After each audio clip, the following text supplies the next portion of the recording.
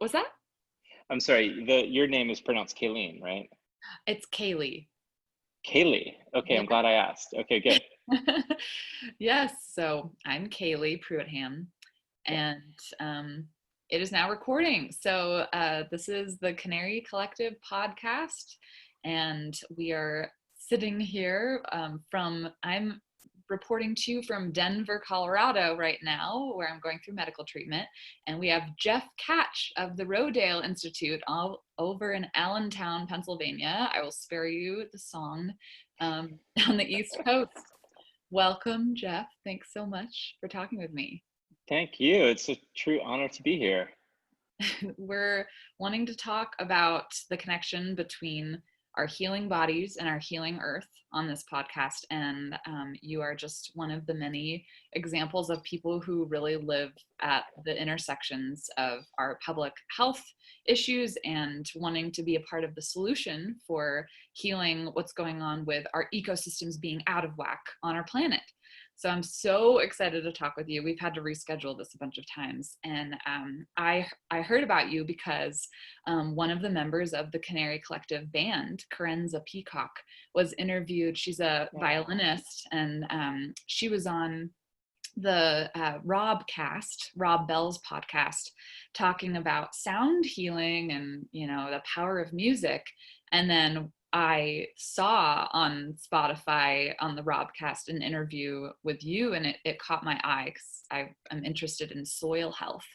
So I listened to that interview, which was just absolutely fantastic, so paradigm shifting. And I was only interested in, you know, hearing someone talk about organic farming and soil health and soil ecosystems, but then to hear that you also have a really similar health story to me was very healing. Because the point of the Canary Collective is to remind people who are being told in doctors' offices that their autoimmune disease is really rare, and to be told that there's no hope and there's no possible connection to toxins in our environment. It's just completely stress or genetics. And then to remind us that we're not alone and this is actually an epidemic, and that it's not just women and gender nonconforming people. The bias, even if you're a white male, you're up against a lot. So I Yeah, hope it's okay for me to say, but I would absolutely. love to know, just starting right off, where were you in your life when you started to get sick and have troubling symptoms, and just kind of what happened from there? Sure, sure. And first of all, I am so amazed. That's totally full circle. I did not realize that Karenza Peacock was one of your members, and I've listened to her music, and she's absolutely riveting. So please extend that to her. Her music lifted me out of some pretty dark places. So that's really beautiful. I will. Yeah, she's so powerful and Yeah. talented. Yeah. Well, yeah, great. Well, again, really just it's a true honor for me to bring my story to you and to your audience. And just to kind of give you a little bit of a sense for my journey, I do think it's actually important to go back to my childhood first and share with you that growing up as like a young adolescent, I had a lot of health problems, and a lot of those health problems I later found out by the time I hit my early teenage years were tied to diet and lifestyle. And I was able to kind of get a hold of that pretty early on in life and begin to reverse the course of my medical trajectory at a pretty young age. And so I've always had this sort of foundation for health in my life and have always been a very proactively healthy person. At the same time, I can't help that I'm a bit of a type A overachiever. And Yep. around about the fall of 2016, I found myself in a very big job that I had been awarded. Ironically, I was the managing director and vice president of one of the largest health magazines in the United States at the time. And had this big job with a lot of responsibility. And if you know anything about the publishing industry, the magazine industry, the year 2016 was like a really tough year for that industry. And I was asked to kind of turn around this legacy national and international media brand. And so I had been going hard for like a 9-month period of just very intense work, like on and off airplanes, traveling the country and meeting with clients. And I think it was sometime in mid-September of 2016, I felt ill. It started with just like a common cold. It just felt like cold symptoms. And that sort of developed into more like flu-like symptoms with intense fevers and body aches and chills. And yeah, and then I finally went to the doctor a couple of days later. And having been proactively healthy, I really didn't go to the doctor much. So I had like a general family medicine doctor that I would go to once a year for an annual physical. So I went to see him and explained to him what I was feeling, all the symptoms, and he ran a battery of blood work, and only to find nothing in the blood work. And at that point, he sent me home. He thought it was probably just a virus because of the change of season or maybe the flu. So he instructed me to bed rest, and days went by and I wasn't getting any better. And I was having like these intense fevers and chills and body aches. And I had never felt like that before. I knew something wasn't right. And so over the next couple of weeks, I was like back and forth to the same doctor. And little by little, he would do a little bit more blood work. And again, he just couldn't diagnose me with anything. I finally got kind of well enough to go back to the office, but for the next 90 days, I just knew something was seriously wrong. And at that point, he had referred me to a couple of specialists. The specialists weren't able to find anything. There was literally nothing coming up. My diagnosis was inconclusive. And at that point, it was December 27th of 2016. And that same doctor that I began the journey with essentially wrote me a prescription for an antidepressant and told me there was nothing more he could do. He was blaming my entire health collapse on the fact that I'd been in this very intense job. And he was suggesting that it was the stress that was driving me to get sick. And so I believed him. And there I was, lonely and isolated, without any answers, without any medical expertise to help guide me on a path towards healing. I'm so sorry that happened to you. And it's so frustrating because that's a really common story with people having doctors blame their intense infectious symptoms on stress, because it felt like a slap in the face when they were blaming my extreme physical symptoms on stress. But at the same time, like, there is, of course, a connection. Like, our immune systems get suppressed by emotional stress and trauma. So it's not that we are saying that, no, it's not stress, or there's no connection between the mind and body, or even spiritually. But if Erin Brockovich's neighbors started getting sick and cancer and everything, and the doctors are saying, hey, it's stress, like, yeah, it's stress. Like, they're stressed out. So the more someone's going through abuse or trauma, their immune systems are going to be way down and suppressed and not able to handle the environmental effect that their water is being poisoned, So like, Totally. acknowledging both factors, I wish the medical system would do that more. Absolutely. Yeah. Wow. So then how did you figure out what was going on and the root causes? Yeah. So at that point, I was forced to go on medical leave. I was literally like incapacitated. Like, I was pretty much bedridden. I was down 25 pounds, and I didn't have 25 pounds to lose. Oh. And I was having these intense panic attacks that no one could explain, insomnia at that point. And I was completely hopeless. And a good friend of mine suggested that I go see what's called a functional medicine doctor. Mm-hmm. And fortunately, there was one about 7 miles from where I was living at the time. And I remember I called their office, and it was a couple weeks till they could even get me in. And once I got in to see the doctor, my entire life changed, literally in one visit. Like, to this day, he is still my doctor, and he's an amazing human being. And I don't know where I would be without him. But wow. He sat me down and kind of did what you're doing. He started to ask a lot of questions. He kind of became a detective and began to probe deeper into my collapse. And the very first thing he figured out was, at one point, that former doctor had put me on like when he couldn't figure anything else out, he was treating it like an infectious disease. So he put me on a broad spectrum antibiotic. And that antibiotic was part of the fluoroquinolone family of antibiotics, mm-hmm. which I later found out could be extremely toxic and damaging to people. This particular drug was called Cipro. And so when I told my doctor Cipro ruins me. Yeah, bad news. So at that point, my doctor was like, well, how long did he put you on this antibiotic? And I said, I think I took it for 32 days. And the doctor nearly fell out of his chair. He was mortified to think that a doctor would allow that without any conclusive diagnosis. So the first thing my doctor did was to say, listen, here's the deal. That drug can be terribly damaging, especially if someone taking it for that long. No one should take it for that long. So he began to put me on some detox therapy, all natural sort of detox therapies, like IV therapies using vitamins and other kinds of intravenous, intracellular therapies, as well as other kinds of supplements and herbs. But then he said, I want to do some more blood work on you, and I want to go deeper. And that's what a functional medicine doctor does. In a lot of ways, functional medicine is symbiotic to regenerative agriculture. It's more of like a systems-based approach to medicine. And so he ultimately did some testing, but the one test he really wanted to do was a Lyme test, because I live in Pennsylvania and it's a very high risk place to live for Lyme. So he did his own test, which is a very sophisticated test that functional medicine doctors do through a laboratory in the Midwest. And ultimately I was very positive. My numbers were pretty off the charts. So I had Lyme disease, but I had a lot of other systemic issues as a result. And so at that point, I was like 6 months into this whole ordeal. And my doctor said, listen, like traditional antibiotics they're not gonna do what we need it to do. And so we're gonna have to take a holistic approach to this. Mm-hmm.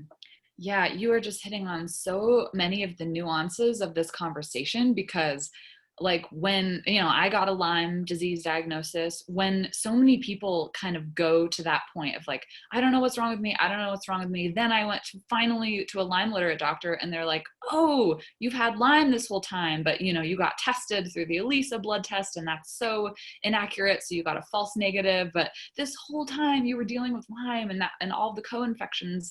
And thus you'll feel better if we just like pump you with antibiotics, because antibiotics are the way to finally acknowledge that your swollen knees and elbows and gut issues and sore throats are like from Lyme, like an infection, it's not just depression.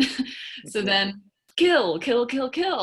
And that's not necessarily the answer either, except when I finally caved after 2 years and started taking antibiotics therapy in the combination that actually addressed the Lyme and like their, biofilm busters like Flagyl, that actually get into the biofilm communities that these co-infections form. Then I actually, I went from being bedridden to being able to walk again. And like, I felt amazing and I could digest anything. It was so weird, but like the monster in my belly was gone. But then as soon as I went off of those antibiotics 6 months later, everything came back. It was just like, it didn't break the cycle. So I am so like scared of taking antibiotics, but it's like, it doesn't get at the root necessarily for everyone.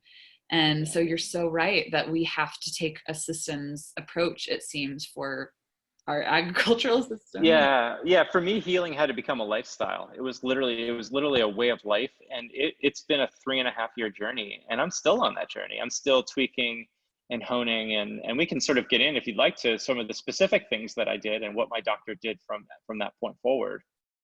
Yeah, well, every time I interview somebody on this podcast lately who has health issues, that the question is like, what did you do? So I guess, yeah, I'd love to hear a couple things that were helpful.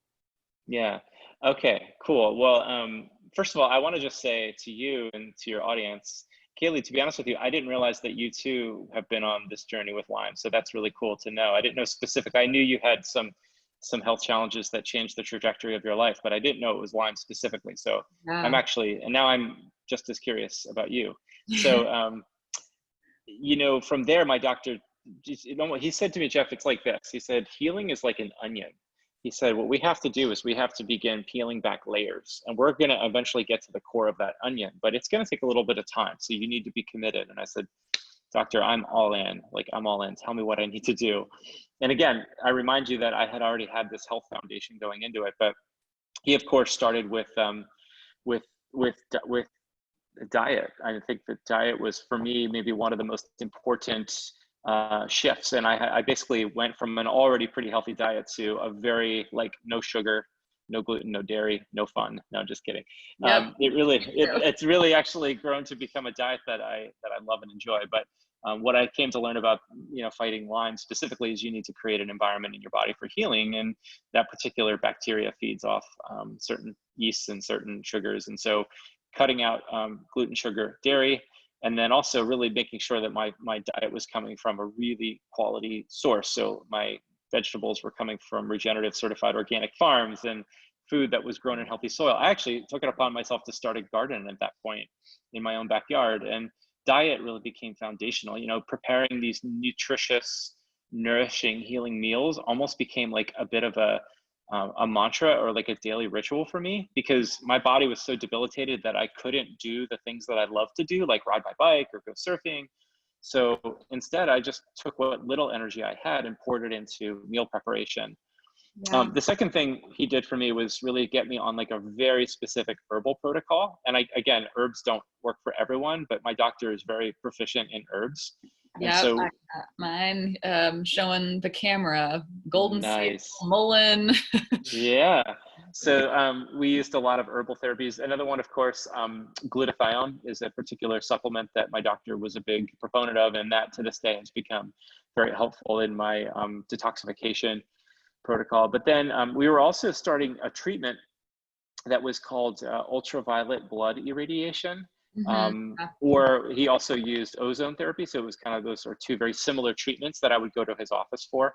And of Yeah. course, because our medical establishment can't really profit off those things, they're not covered by insurance. So Nope. I was paying for them out of pocket, and they worked almost immediately. I went through probably 20 rounds of UVB and ozone therapy, and little by little, like the onion started peeling back. Now this is all of what I'm describing to you was a 6 to 18 month journey. So my doctor said, Jeff, listen, I'm not going to like throw everything at you and see how it works. He said, we're going to try to do this slowly, and you have to just be patient. And that was the hardest thing, was hanging in there and being patient. The other thing that, two more things that I want to mention, there was many things, but using an infrared sauna was huge for me. Yeah. That my body responded extremely well to that kind of heat therapy. And I literally felt better and better. But then I'd say the most important component to my healing journey was the spiritual journey. Yeah. And really, using this whole illness in Kaeley, in some ways, was, yeah, certainly the worst thing that ever happened to me in my life, but it's also the best thing that ever happened to me in my life. It completely changed the entire trajectory of how I'm living and who I am as a person. So I did a lot of deep spiritual work and healing. I was able to work with a couple of good guides that helped me to uncover some emotional trauma that was maybe present for a long time that I never knew was there, and some other deep-seated wounds that needed to be healed in order for me truly to be healed. So I say, above all, the spiritual component to the protocol was maybe the most important thing that I pursued. Yeah, I'm glad that you mentioned that, because that's similar for me. And I want to actually, we should have done this to start. I'm trying to get better at giving land acknowledgments before we have interviews or events, because well, especially when we're talking about land, there are so many indigenous practices of living as humans on land that were so much more sustainable, that systematically were delegitimized and eradicated by colonization of the United States and all kinds of places around the world. So I'm currently living on Arapaho land. I'm not sure in Pennsylvania. Where are you living? Because I lived in Boulder, Colorado for 3 years. So Oh yeah, I'm in Denver right now and working with some Lyme specialists. really, Yeah. oh, very cool. That's amazing. Yeah. So I'm actually, um, I'm feeling a lot of progress, but it's been a 5.5 year journey since I got diagnosed, Mm. and it's been up and down. I went from not being able to sit upright in a chair or keep my eyes open more than a couple minutes a day to now being able to use my face again, like talk. Wow. Oh my gosh. Yeah, so I'm definitely better than I was a couple years ago, but I just the actually, for example, like when you mentioned the spiritual healing element and infrared saunas, for example, I was unable to tolerate infrared saunas. I wasn't able to sweat. I would go in just even for 5 minutes and I would be like totally ruined. Like I would get flu-like symptoms after for weeks because that I was so chock full of toxins. It was like too much, and my body has really difficult time Wow. processing toxins, and it has a hard time detoxing mycotoxins. Wow. Yeah. So, and glutathione as well, even though it's theoretically good for helping the liver detox, I would get flu-like symptoms for weeks after having a little bit of glutathione, even though it was theoretically good for me. So anyone listening, don't necessarily go off and like try these things like full force. You got to like be really slow. But Absolutely. it was wild because one day I went into the infrared sauna and I was able to work myself up to tolerating like 20 minutes, but I would not sweat at all. Mm. And that the next day I started working with a Celtic shamanic healer who uses shamanic tools of pre-colonized Celtic territories, of like pagan and earth-based religions. And that she did something to heal like some ancestral trauma within my body, like epigenetically, that was stored. And the next day I went to the same exact sauna, same exact time, and I was sweating and I felt amazing. That's So like, an incredible story. yeah. I actually love the name of that healer. Maybe you can share that with me if you're comfortable. That sounds like some one that I'd be very interested in going deeper with. Yeah, it's really powerful. She's booked out for like 4 months, but I will give you her name. Makes sense that she would be, but there's something about Celtic spirituality that I personally resonate with. So that's profound. Yeah, I think it's really interesting during this time of healing so much um, violence and racism Mhm. to go back into my heritage and my ancestors, the parts of it that were systematically like colonized out of my memory that were Mhm. good, that I can get behind, that were not Mhm. like my colonizing ancestors. Sure. So let's talk about the agricultural system Yeah. and racism and history of slavery. Like, can you make any ties to this kind of capitalist system that, the last couple hundred years in the United States, um, the way of doing agriculture, that was also like abusing human labor? And I don't know. I want to talk Yeah. about it. The whole Yeah, there's country. a lot there. So let me just start. Maybe it would be more helpful too to just start with how I ended up doing the work I'm doing today and just a little bit about that work. Yeah. Um, I have the great fortune of being a part of an organization that is trying to heal people and the planet by unlocking the transformative potential of regenerative agriculture. So the organization is called the Rodale Institute. I happen to be one of the leaders of the organization, but it was actually in March. I could remember it like it was yesterday, March of 2017. I was sort of in this. I had been on the board of directors of the institute, so as a volunteer, I was serving on the board of directors. I had been around the organization for many years peripherally and had been very familiar with who they are and what they do. And I've always felt connected to the work in some way, like almost like on a spirit level. And it was in that really dark time of depression that I was sick and kind of going through doing a lot of soul searching, and was at home on medical leave from a big job that had all the things that come with a big job in terms of responsibility and compensation and notoriety and all of those perceived awesome things. And here I am sick and like not even able to go to the job that was supposed to be this amazing opportunity for me. And I remember it was almost like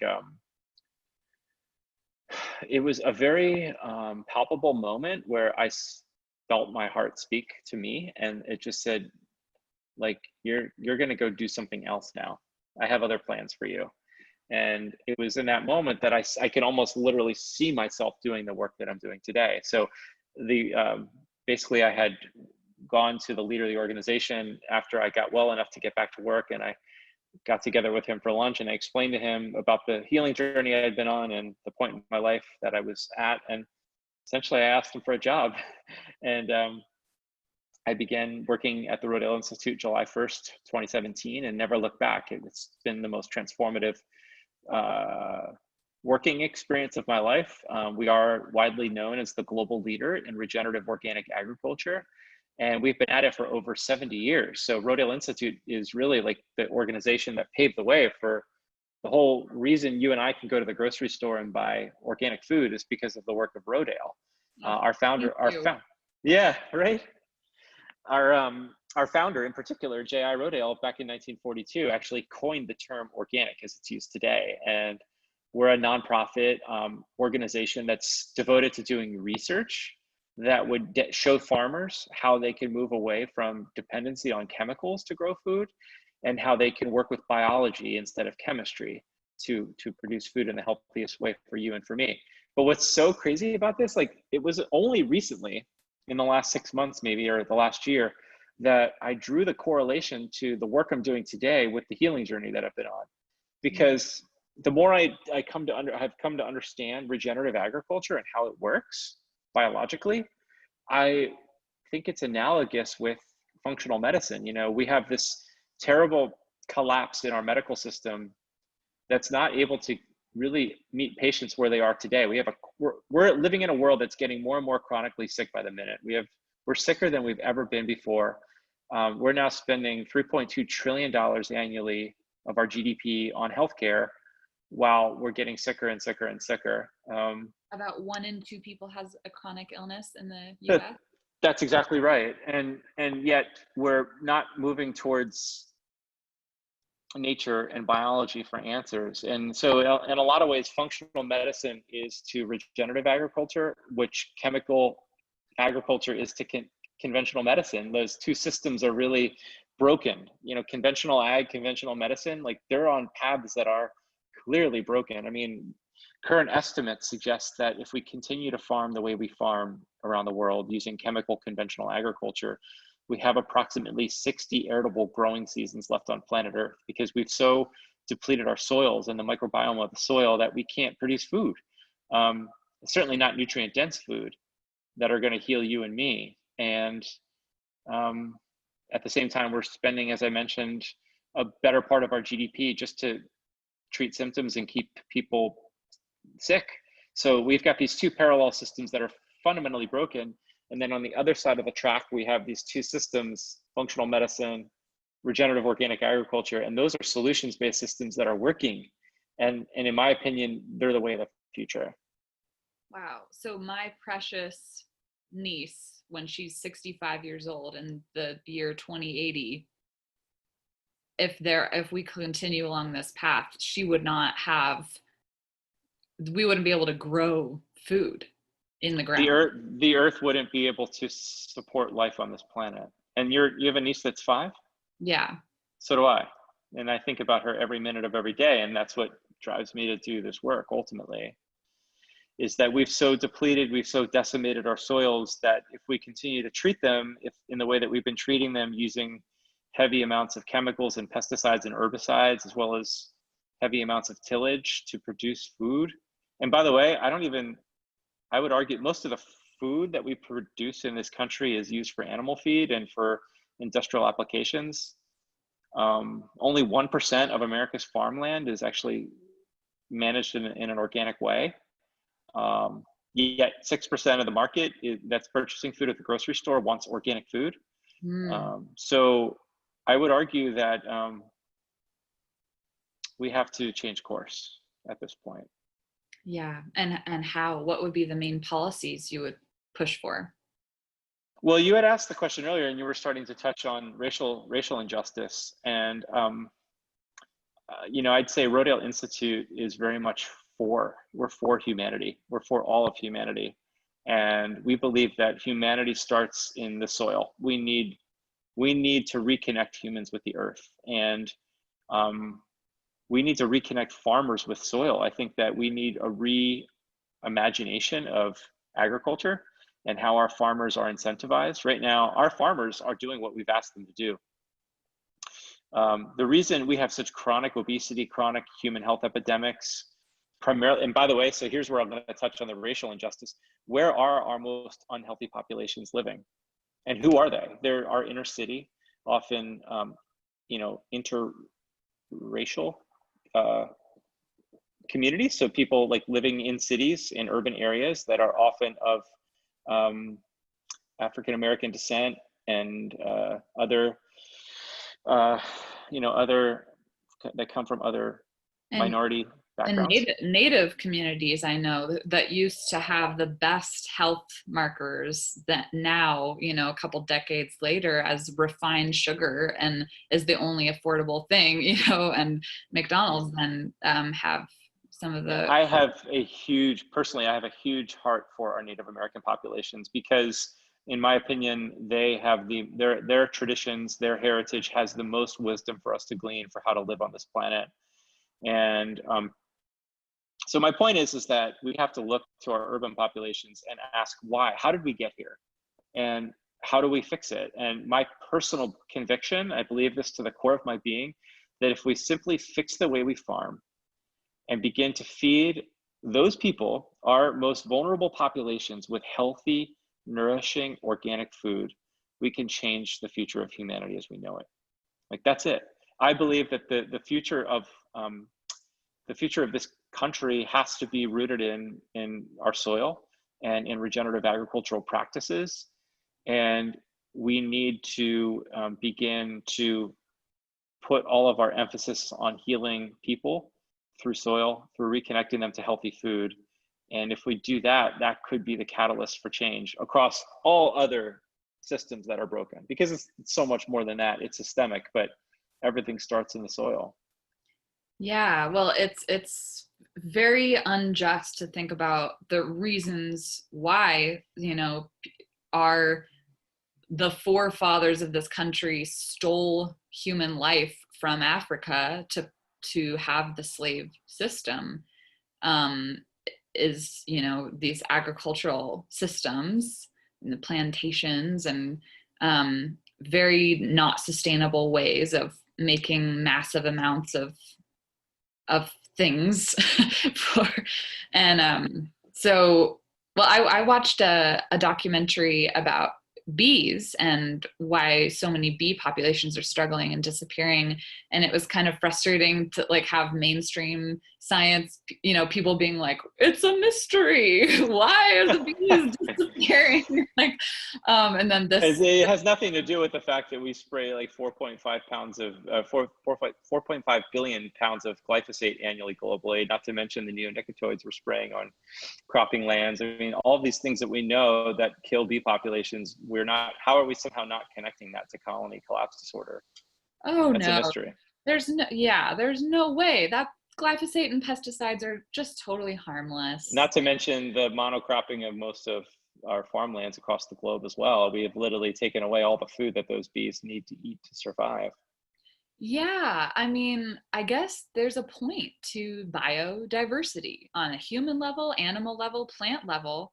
And monocrop agriculture wipes out diversity, literally. I'm really glad you used the word biodiversity, because at the core of biodiversity is the soil. I mean, Kaeley, if you were to literally just walk behind you to your kitchen cabinet and grab a teaspoon and then walk outside and find a patch of healthy soil, presumably healthy soil, and you dip that teaspoon into it, you would actually put that under a microscope and find 10 billion microorganisms in 1 teaspoon of soil, of healthy soil. That's more than there are people on the planet. I mean, what we've come to understand is that soil is biologically the most complex biodiverse ecosystem on the planet. It's more biodiverse than rainforests. It's more biodiverse than our oceans. It's fascinating, and yet we know so little about the soil. Soil is this very complex community. Ultimately it's a community of bacteria and fungi and all kinds of microorganisms. And at the heart of healthy soil is about communication and connection. It's actually, there's if you haven't already, I highly recommend you watch the movie. Oh gosh, it's the movie about mushrooms that just came out. Oh, About Fantastic Fungi with yeah, Alex. did you see it? Yes. So good. So you remember that whole scene where they were talking about the connectivity and the fungal connection, communication networks. Like, isn't that a metaphor for the world we need to be living in? Absolutely. Yeah, actually, on sorry to bring it back to music, but the Canary Collective's Seattle album release show, we brought Mutual Benefit. He's an amazing artist, because I wanted his album that he released, Thunder Follows the Light, is all inspired by reading The Hidden Life of Trees, or a book Oh that is yeah. talking about mycelium networks and trees, and as a model for how society needs to heal, to guard against get through this climate crises. So you should look up that album. It's very good if you haven't heard it. Yeah, that sounds incredible. Cool. Mutual So you benefit. know what I'm talking about. Yeah, yeah. I'm so glad that you brought that up. And so if you were to shake a senator by the shoulders, what would you specifically, concretely ask them to do? Well, while I would love to shake a senator by the shoulders, I don't have that luxury, but I do have the luxury of being in front of many of them through the context of my work. And Rodale Institute is very active, trying to lobby on behalf of organic farmers nationwide. We've actually started a sub nonprofit called the Organic Farmers Association, which is a collective of organic farmers governed by organic farmers. So we essentially are the voice for farmers in Washington, D.C. Wow. And part of the reason we're stuck here in this cataclysmic catastrophe in terms of how we produce food in this country is because of policies. And what we need to do is we need to incentivize. Remember how I mentioned earlier in the interview that we're incentivizing farmers for bad behavior? Yeah. You and I, as consumers, we've all asked for cheap food. We all want the cheapest food possible, produced at the cheapest price possible. And that's what farmers have done for us. The whole reason you can go to any fast food chain and find a 99-cent menu is because we've asked for that. And that's what our farmers have delivered. And so no farmer wakes up every day and says, I want to make people sick, I want to pollute the land. Farmers are amazing. They're probably some of the most deepest and profound human beings that walk this planet. With all that said, we need governmental policies that make it easier for farmers to transition. Yeah. Farmers need to know that there's a market for them, that there's going to be technical assistance, someone to hold their hand and help them on the journey of moving away from chemical dependency to organic agriculture. So we need markets, we need market incentives, we need technical assistance and consulting. We also need to change the whole subsidies. So right now, conventional farmers qualify for subsidies. So right now in Pennsylvania, it's June, and I'm a little concerned because it's been very dry here. So we might be entering into a drought year. Mm-hmm. And any farmer that took to the field in Pennsylvania this year that farms under the conventional system, they qualify for a subsidy. So if it doesn't rain in Pennsylvania and we have a drought and they have crop failure, guess what? They still get paid by our tax dollars. And organic farmers don't qualify for that same subsidy. So we need to create safety nets for organic farmers to do the right thing and to move in our direction. And then, I think at the heart of it, we also need our government to fund a national Get Healthy campaign. We need to educate consumers on nourishing food, on how to eat healthier, how to move our bodies, and begin to demand better food at the grocery store. Ultimately, you and I vote 3 times a day with our dollar. Every morsel of food that you and I put on our plate is literally a vote. And we need to begin to educate consumers about where our food comes from, how it's produced, and ultimately help guide consumers to make better decisions.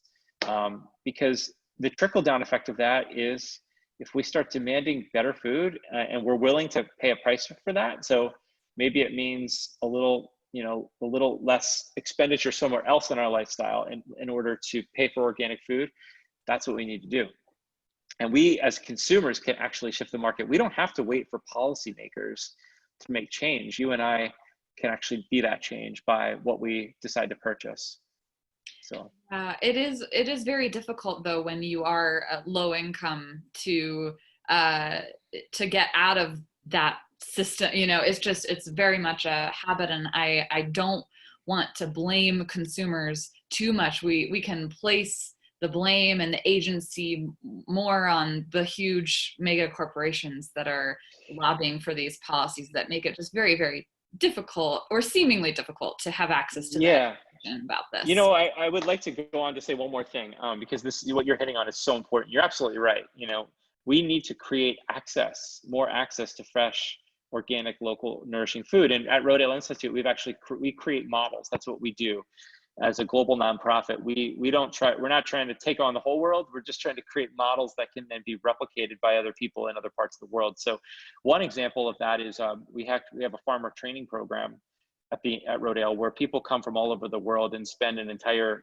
growing season with us to literally learn how to be a farmer.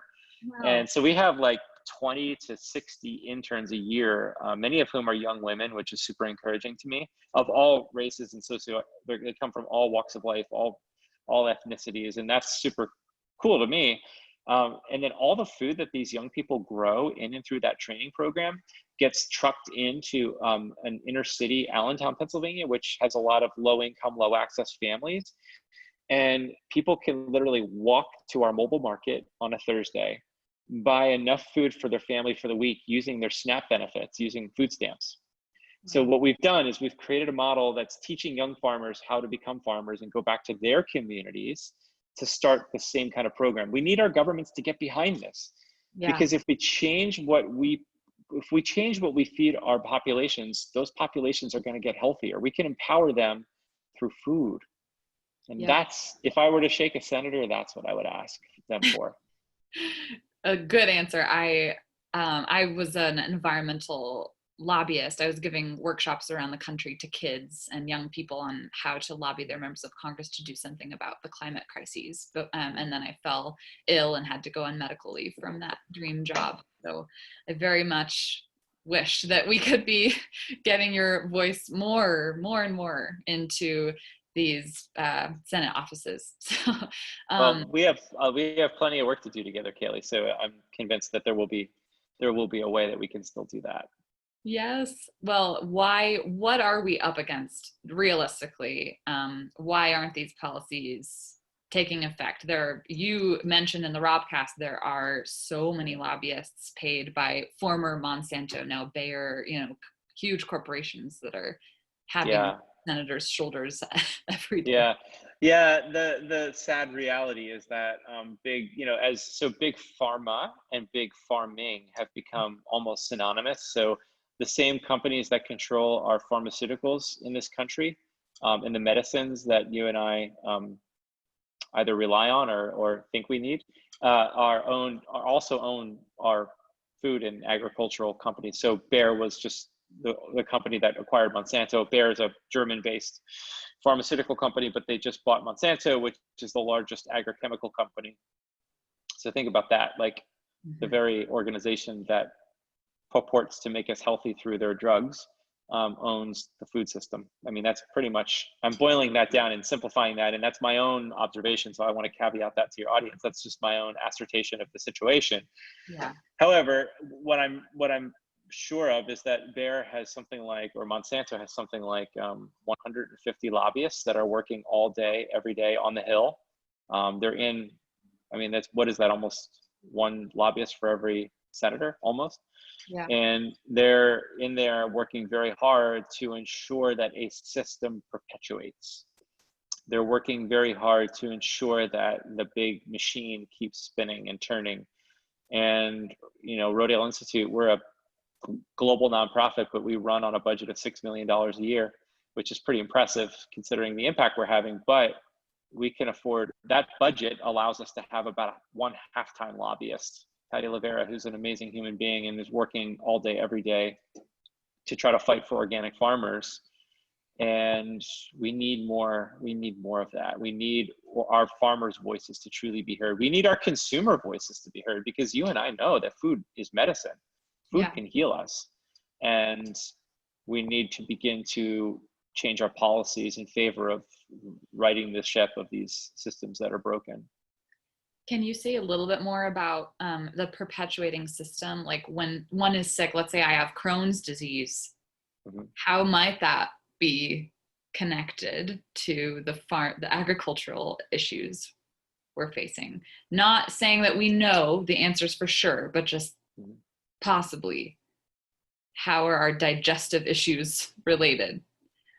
Oh gosh, well, I think again, I'm not a doctor, so that's my medical caveat for this Yeah. interview. But um, to me, they're inextricably linked. I mean, the reason why is it all of a sudden since 1975 we've seen these explosions in chronic illnesses, autism, autoimmune conditions, digestive conditions, cancers, asthma and allergies. Why all of a sudden in 1975 did we see this sudden explosion? Well, that just so happened to be the same year that Roundup was patented, which is a water soluble chemical, glyphosate, that we have begun to spread in scary amounts on our food systems. And what there's something like 96 peer-reviewed white papers that are showing the linkage of the use of the chemical glyphosate or Roundup and linking it to these chronic illnesses, and many of which are gut issues.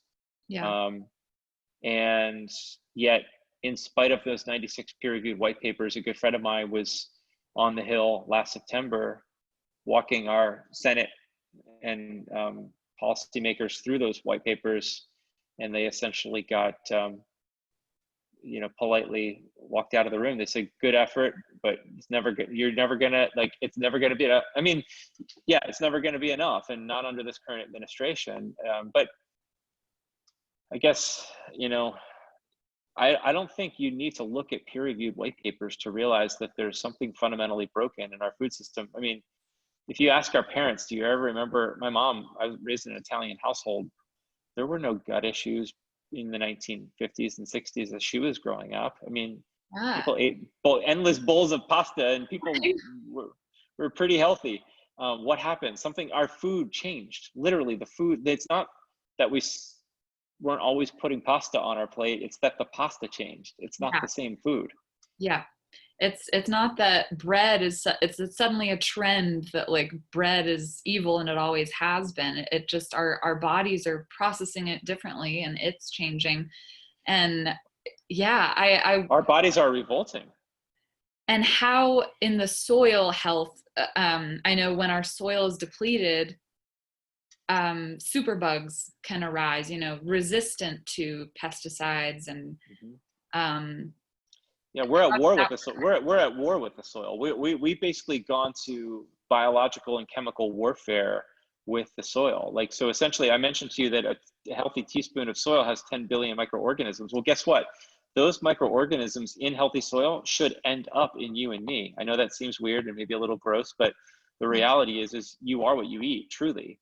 And we were meant to be a healthy, biodiverse colony of bacteria and fungi. That's what a human being is at the biological level of the cell. Like, we're meant to be made up of a diverse network of biology, microbiology, and we've so killed and eradicated and depleted our soils that the nutrients, the phytonutrients, the micronutrients that you and I need to be healthy at the cellular level, at the gut level, at the microbiome level, are not existing in our bodies anymore. And what's happening is bad bugs come in and take over. Inflammation comes in and takes over. We're out of balance. The symbiosis of our own microbiomes is at war because we've gone to war with the soil microbiome. And so as the soil goes, we go. yeah, so many parallels with conflict resolution, war, in human society too. Really interesting. Do you Yeah, have and then 10 more minutes? I'm sorry. Do you have 10 more minutes? I wasn't sure if you had to go right at. I have just a few more minutes. Yeah. Okay. What were you about to say? Oh, I was just going to say that at Rodale Institute, what all the science, we've got over 40 years of data that, and by the way, the other thing our government isn't doing is that we have a $17 trillion GDP in the United States, and very little, if any, of those dollars goes to organic farming research. So essentially, we have consumer demand, right? We're now a $50 billion industry. The organic industry is $50 billion. as I mentioned, there's a high degree of participation in terms of consumers. I think 80% of all households in the United States purchased at least one organic item in the last month. So there's demand there, yet our own federal government is not putting any funding into doing the necessary research to train farmers about how to farm this way. So what are farmers supposed to do? I mean, it's not like you just go out and learn this stuff magically, but yet all those big systems, Monsanto, Bayer, the big chemical systems, guess who's funding our land grant universities that does research for conventional farming? So yeah, so these chemical companies are essentially funding the universities to keep doing the conventional farming research. Plenty of money flowing over there, plenty of money flowing, no money flowing over here. And so we need to, all the research we're doing at Rodale is to train farmers on how to farm with biological processes, to stop warring with the soil and befriend it, and to stop warring with pests and weeds and work with them. And we're doing it. We've got 40 years of data to back it up, and we're sharing that data all around the world. And guess what? Farmers are adopting our best practices and doing it successfully, and we can't do it fast enough. It's so interesting. You just brought so many elements to this conversation, but in college, my field of research and what I was really interested in studying is genocide and the roots of human, conflict. So I was doing work in Rwanda and Bosnia and El Salvador. And for example, El Salvador, you can say, like, if there's like a conflict area and there's like a junta where violence is happening, like, or, gangs, and like the answer is like police brutality and imprisonment and bomb, like that area. That reminds me of what we're kind of doing with our agricultural system. And instead, like, building the foundation of a healthy community, El Salvador invested in literacy programs and giving land patents and land rights to farmers.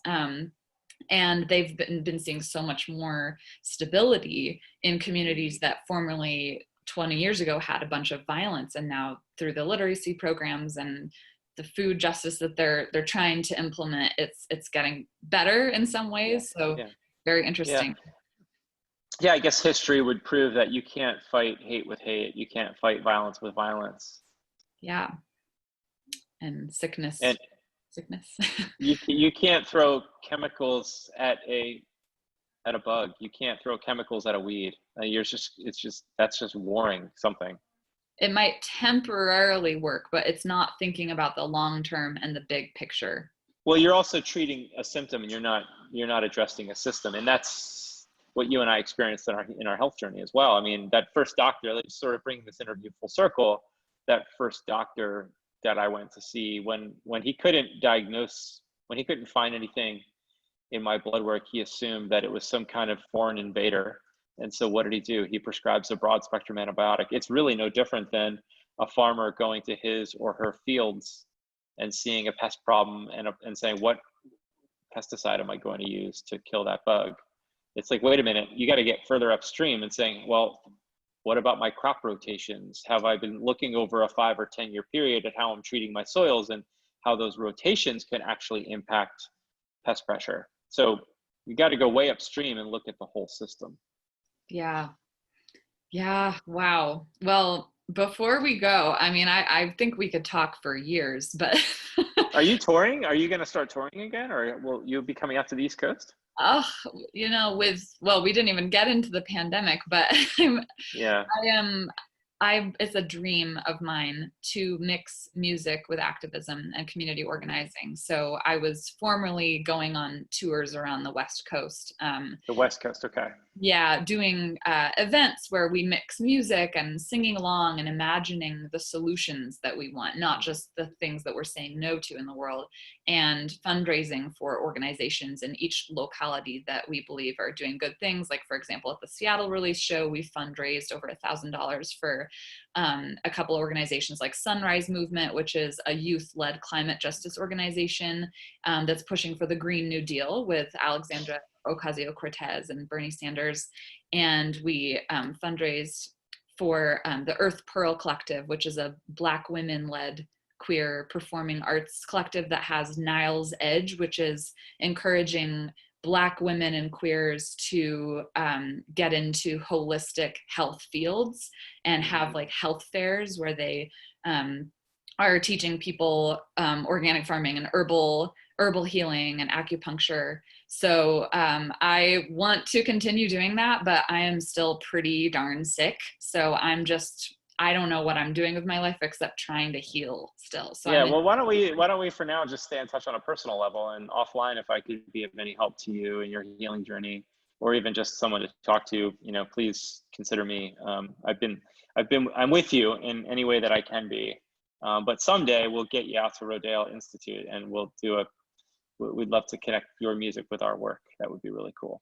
I would love that. Yes. And before we go for 30 seconds to a minute, I do an exercise where we imagine we have the solutions and it's the year 2040. And can you imagine a situation where we successfully turned this ship around? What would the world look like? What will have happened? And let's talk in the present tense. So yeah, and by the way, this is something that I do almost every day of my life. It's part of my spiritual practice. It's just that sort of visualization and imagining the world that I want to create. So we can talk about that world if you'd like. Yes. I'm so glad. Hey, Jeff, nice to talk to you again. It's 2040. Yeah, it's 2040, and somewhere between 80 and 90% of the United States population is growing all of our food and as much food as possible in our backyards in season. Yeah. We are producing most of our food in our backyards. We've transformed urban landscapes into thriving biological ecosystems that we're living in harmony with. We are living in nature again. We've kind of removed the synthetic building materials from our environments, and we're now using renewable resources that we can produce in a healthy way that actually improves the health of the soil, as our building materials and our walls have turned into growing diverse landscapes where we can actually nourish ourselves right in our homes and outside of our homes.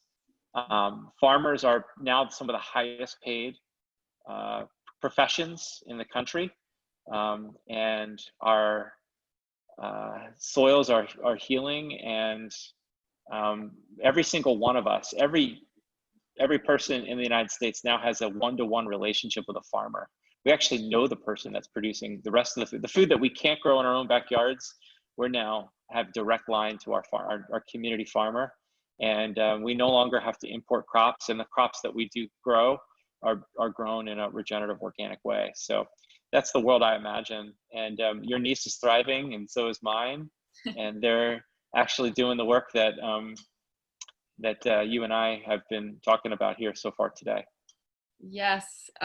Thank you for sticking to it with the Rodale Institute and making that so widely known. It hit a point where, especially with the pandemic, like it woke people up to realize how much we need to grow our own food in our gardens. We can't rely on grocery stores. We can't rely on the system that we had. And I'm so glad that all got normalized. It's the norm. Me too. Yeah, I love this world. Yay. And you know what? I no longer have to shake my senator. I now can just give her a hug. Yes. What do you eat in a given day? I'm just really curious. Like, what's a dinner? Well, you want to go dinner? Okay. Well, I was going to say I make most of my morning and afternoon meals as I eat out of my Vitamix a lot. I just love that thing. I don't know why. It just makes my life easy, and I tend to like to blend smoothies and just throw all kinds of vegetables in there. But I love to cook. My wife and I are just huge into cooking, and cooking out of our garden as much as possible. But I kind of love Michael Pollan and what he said about eating mostly plants, grown in an organic way. I definitely do consume meat. I found that a ketogenic diet was quite helpful to me in my healing journey. Forgive me for all those non-meat eaters out there, but I definitely eat meat that is raised in a humane way and in a regenerative way. But I eat meat honestly very sparingly these days. I love avocados. Yeah. There's not a day that goes by that I don't eat at least one avocado, and I love cacao and chocolate. So, but does that answer your question? Yes. I mean, what did you eat for dinner last night, for example? Oh my God, we had an amazing dinner last night. I'll tell you what I ate twice yesterday. I ate breakfast tacos. I'm obsessed with these taco shells right now, made by this brand called Siete. Yes, I knew you were gonna say that. Oh, they're so good. I'm obsessed with that brand. And then for dinner, we had cauliflower rice with all kinds of vegetables and a couple of wild-caught shrimp on top. Yum. It was amazing. Siete Tortillas made with cassava flour or chickpea flour, non-corn. Yeah, this is no endorsement because I have no ties to these companies, but Siete and the other brand I'm obsessed with right now is Capello's.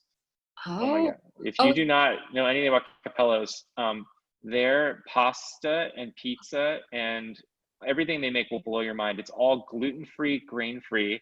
I don't eat it often because it's not inexpensive, but I eat it about once a week.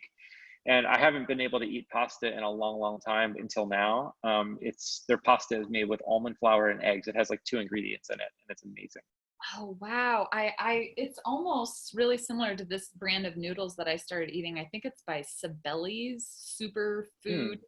And it's just 3 ingredients. All of their pasta is just basically 3 ingredients: green lentil, spinach, and cauliflower or parsnip. Or somehow they make it taste like pasta, but that's all it is. Good.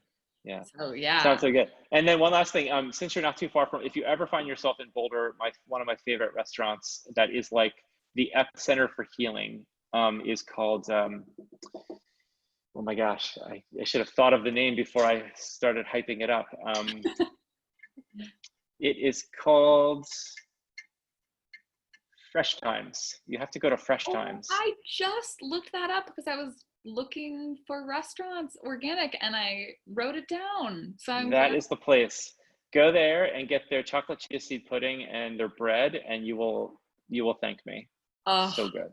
Okay, thank you. Yeah. Thank you so much, Jeff, for talking. This was such a wonderful conversation. I knew we'd have a lot to say. Yeah, for sure. It's been an honor. I'm so glad that you're doing what you're doing. The world needs you to do this, by the way. And if I can be of any help to you along your journey, it would be my honor to. And we're on it together. So thank you. Let's keep in touch. Keep up your good work as well. Yeah. All right. Great, Kaeley. Thank you so much to you and to your team and everything you guys are doing. Thank you. All right. Until Carenza, thank you for